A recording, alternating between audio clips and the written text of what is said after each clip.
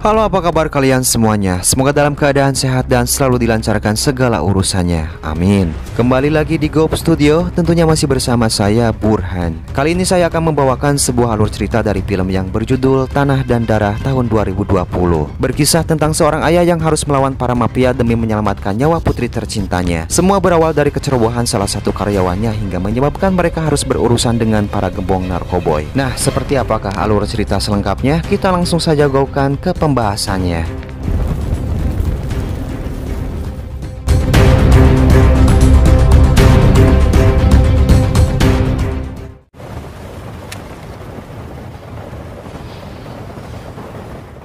Cerita dimulai dengan memperlihatkan 4 orang perampok yang tengah mengintai sebuah kantor polisi. Aksi nekat yang tentunya sangat berisiko tinggi dan terpancar jelas dari wajah-wajah mereka yang tampak begitu tegang.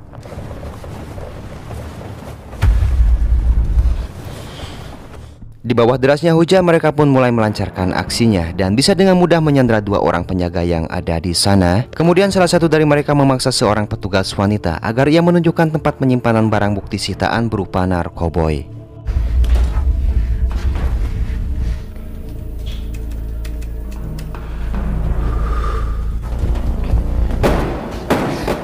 Di tengah waktu yang terbatas terdengar suara beberapa letupan senjata yang ternyata 2 orang perampok lainnya telah berhasil dilumpuhkan. Hal tersebut jelas membuat si perampok ini menjadi semakin panik. Lalu kemudian kembali ke atas untuk segera melarikan diri sambil melumpuhkan 1 orang petugas.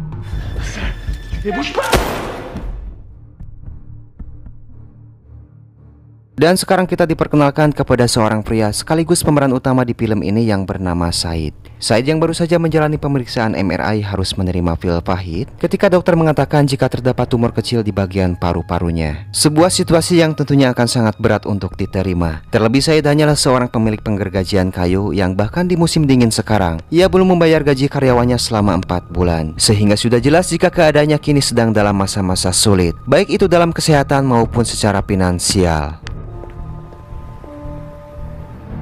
Lalu kemudian ia pun menuju ke sebuah teater dan di sini Said bertemu dengan seorang wanita yang juga adik iparnya bernama Catherine. Tanpa basa-basi ia pun langsung menceritakan kondisi kehidupannya saat ini, sekaligus menyampaikan niatnya untuk menjual tempat pemotongan kayu yang merupakan warisan dari mertuanya atau ayah Catherine, di mana nanti hasil penjualannya akan ia pergunakan untuk membayar hutang, pengobatan, serta tunggakan gaji kepada karyawannya, dan yang lebih penting untuk membiayai anaknya sekolah di bidang seni demi bisa mengejar mimpinya. Begitupun Catherine yang juga akan mendapat bagian sebagai satu-satunya orang terakhir dari keluarga almarhum istrinya.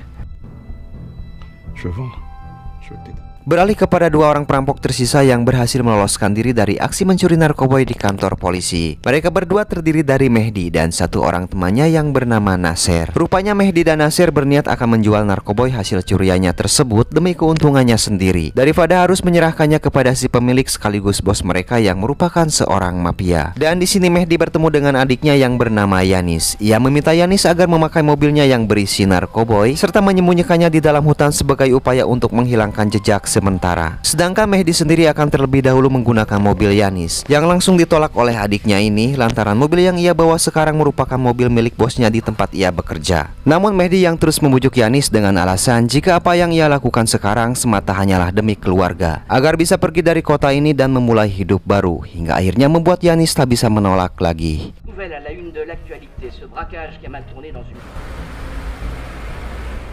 Kembali ke Said yang kala itu tengah bersantai, tiba-tiba dikejutkan oleh kemunculan 1 karyawannya dari arah belakang yang ternyata adalah Yanis. Yanis beralasan jika dirinya tak bisa tidur, jadi ia memilih untuk jalan-jalan. Dan tanpa rasa curiga sama sekali, Said pun meminta Yanis untuk membantunya mengambil kayu di dalam hutan.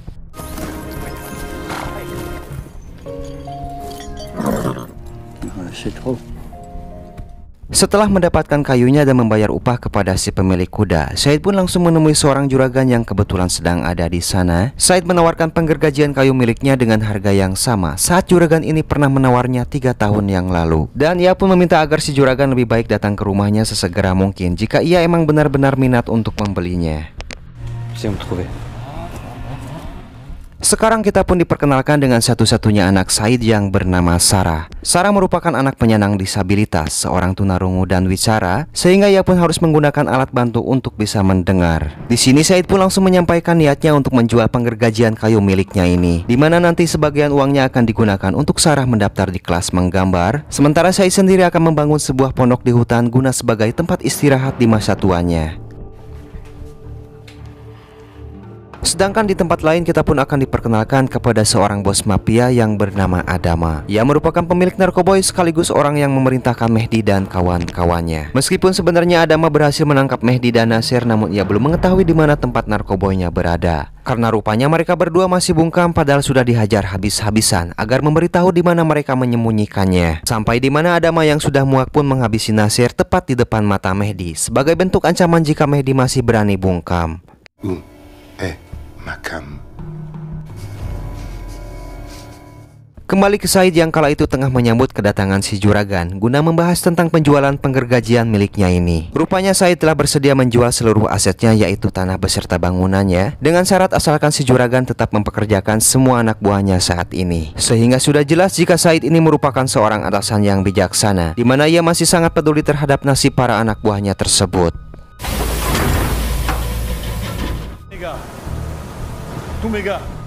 Setelah berkeliling memperlihatkan seluruh area tempat ini kepada si juragan, mereka pun tiba di sebuah gudang penyimpanan yang mana di sini saya dibuat terkejut ketika melihat mobil asing yang tak lain dan tak bukan milik dari kakak Yanis, yaitu Mehdi.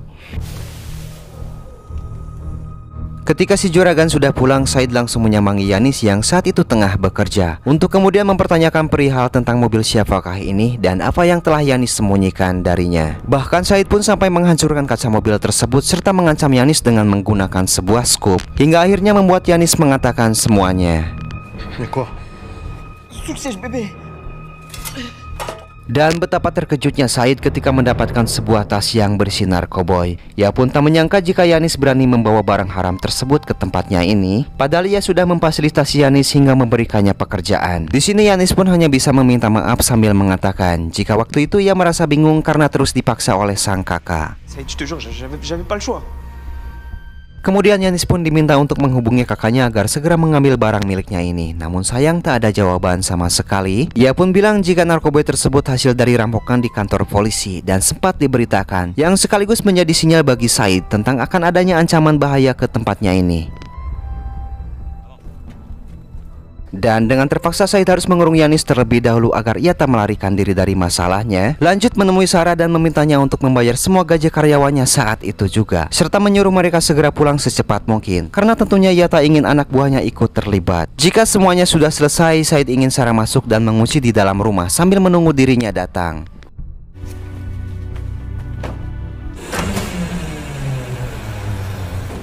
Yanis. Il reste, m'en occupe. Setelah memastikan semua anak buahnya sudah pulang ke rumahnya masing-masing, Said pun langsung segera pergi untuk menuju kantor polisi guna melaporkan apa yang telah Yanis bawa ke rumahnya. Hingga sampai di persimpangan, Said hampir saja bertabrakan dengan sebuah mobil, disusul oleh seorang ibu-ibu yang mengatakan jika ada sekelompok orang yang menanyakan alamat penggergajian kayu milik Said, dan baru saja satu mobil pergi lebih dulu menuju ke tempatnya, yang ternyata mereka adalah Adama in the gang.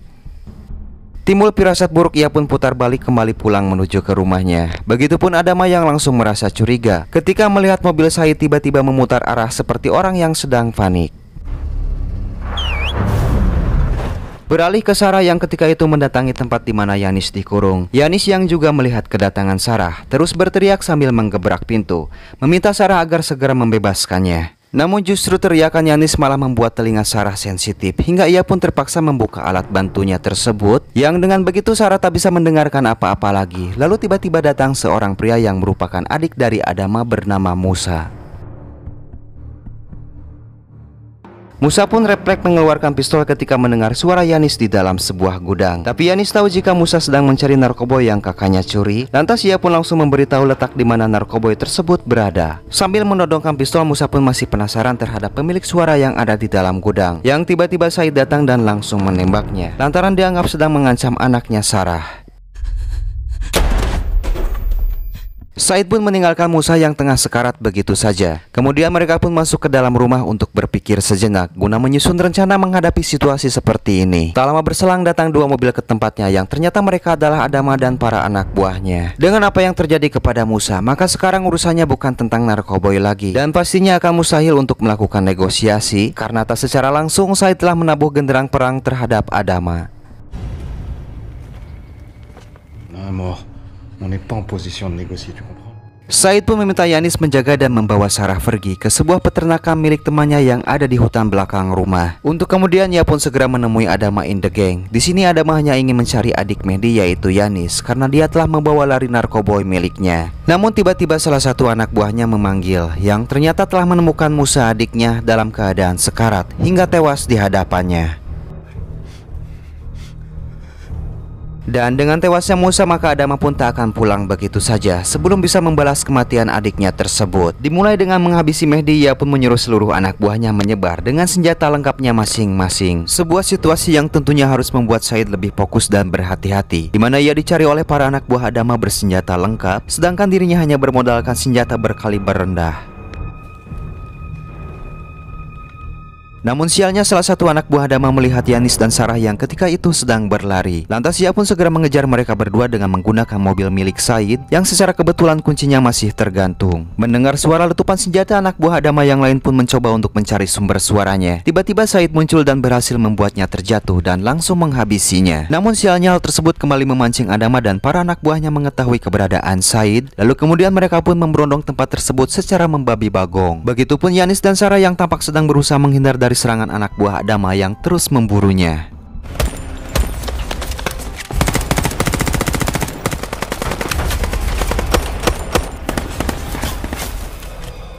Kembali ke Said yang kini sudah keluar lewat pintu belakang. Ia pun berhasil masuk ke dalam sebuah mobil, lalu berjalan mundur untuk menarik perhatian Adama dan yang lainnya hingga menabrak gundukan kayu. Namun setelah dicari ternyata Said sudah meninggalkan mobil tersebut, kemudian kembali mencoba menarik perhatian mereka dengan menyalakan semua mesin penggergajian kayu, yang membuat Adama dan para anak buahnya segera menuju ke tempat tersebut dan kembali memberondong tembakan secara sembarang.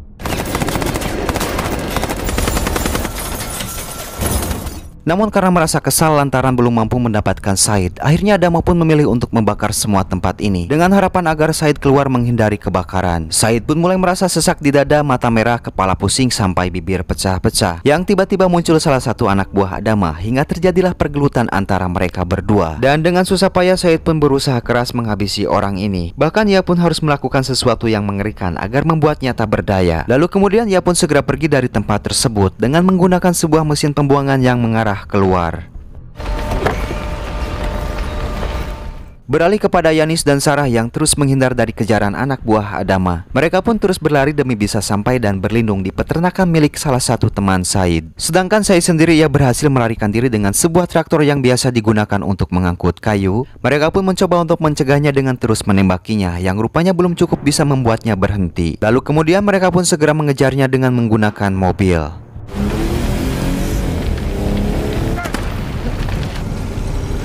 Mobil pertama pun mampu menyusul Said, namun tentunya Said tak akan membiarkannya lewat begitu saja. Terlebih mobil yang ia gunakan pastinya akan unggul di medan tanah seperti ini. Hingga akhirnya ia pun berhasil menggulingkan mobil tersebut. Said pun turun menghampirinya sambil membawa senjata yang ternyata kondisinya sudah sangat memprihatinkan. Dan tak lama kemudian mobil pun meledak dengan sendirinya.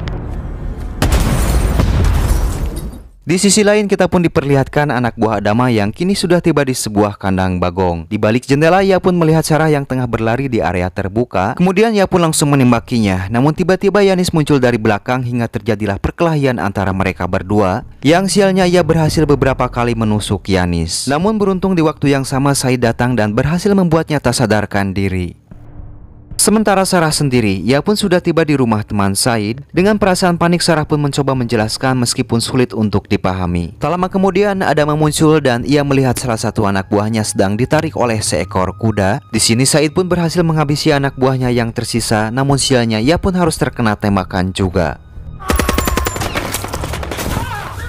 Kemudian Adama pun menghampiri Said yang tengah menahan rasa sakit, serta Yanis yang ternyata sudah tewas. Namun ia pun tak serta-merta menghabisi Said karena ia sudah tahu jika Sarah adalah anaknya. Jadi ia lebih memilih mengejar Sarah atas dasar mata dibayar mata. Singkat cerita, Adama pun langsung menghabisi teman Said hingga membuat Sarah menjadi semakin panik. Lalu kemudian ia pun masuk ke dalam rumah tersebut, mencari Sarah ke setiap ruangan dengan rasa marah yang sudah menyelimutinya. Sementara Sarah sendiri hanya bisa bersembunyi karena ia tahu jika dirinya tak mungkin bisa untuk melawan Adama.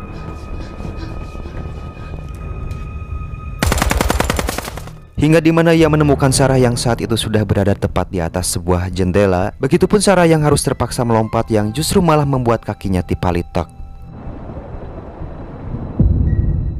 Dan sekarang tak ada lagi yang bisa Sarah lakukan selain pasrah dengan apa yang akan terjadi kepadanya saat ini. Disertai hujan yang semakin deras, ia pun hanya bisa menangis ketika Adama menghampiri untuk segera menghabisinya. Lalu inilah yang terjadi.